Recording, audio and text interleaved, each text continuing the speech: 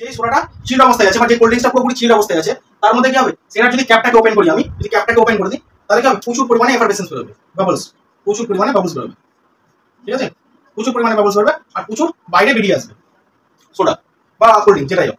কিন্তু যেটা normal temperature আছে, রুম টেম্পারেচার আছে, সেটা থেকে যদি করি, সেটা থেকে অতটা বাবলস বেরোবে না, অল্প পরিমাণ, ঠিক আছে, বা সোডাও খুব বেশি একটা বেরোবে না। কেন?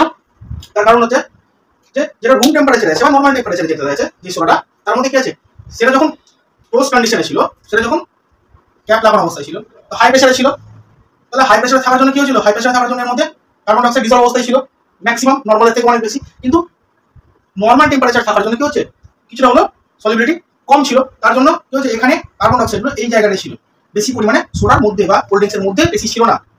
যখন আমি ক্যাপটাকে ওপেন করলাম, তখন কি হবে, এই পোর্শনে যে কার্বন ডাই অক্সাইড আছে সবার আগে সেটা বেরিয়ে যাবে, আর কোল্ড ড্রিঙ্কসের মধ্যে বা সোডার মধ্যে থাকা কার্বন ডাই অক্সাইড যেহেতু পরিমাণে কম, কোয়ান্টিটিতে কম, ওই জন্য কম বেরোবে। আর যখন এখান থেকে কম বেরোবে, তাহলে কি হবে, সোডা বা কোল্ড ড্রিঙ্কসটাকে কম নিয়ে বেরোবে বাইরে।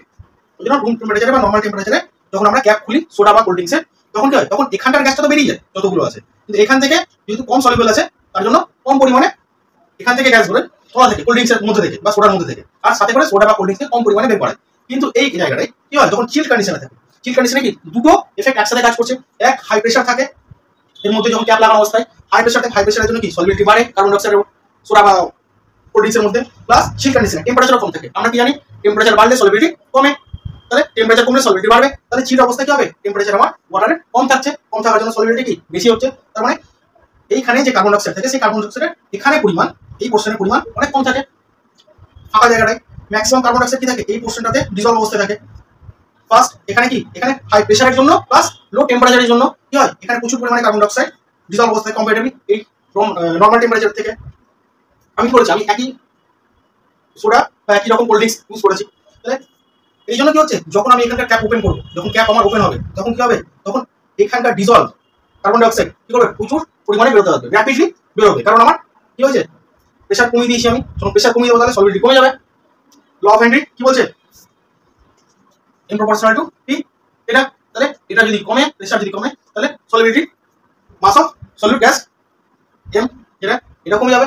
আর কি থাকে, কার্বন ডাই অক্সাইড কম্পারেটিভলি এই ফাঁকা অংশটাতে কম থাকার জন্য, চিল কন্ডিশনে থাকার, ঠিক আছে, এইখান থেকে যত কার্বন ডাই অক্সাইড তত র্যাপিডলি বেরোতে শুরু করবে, ফুল স্পিডে র্যাপিডলি যখন বেরোবে, সাথে করে কি করবে, কার্বন ডাই অক্সাইড শুধু তো একা বেরোবে না, কার্বন ডাই অক্সাইড কি করবে, সোডা বা কোল্ড ড্রিঙ্কস যেটা আছে সেটাকে সঙ্গে করে নিয়ে বেরোবে। ওই জন্য কি হয়, প্রচুর পরিমাণে এফারভেসেন্স দেখা যায় চিল সোডা বা চিল কোল্ড ড্রিঙ্কসের মধ্যে। কিন্তু কম্পারেটিভলি নর্মাল টেম্পারেচার থাকা সোডা বা কোল্ড ড্রিঙ্কসের এত পরিমাণে এফারভেসেন্স দেখা যায় না।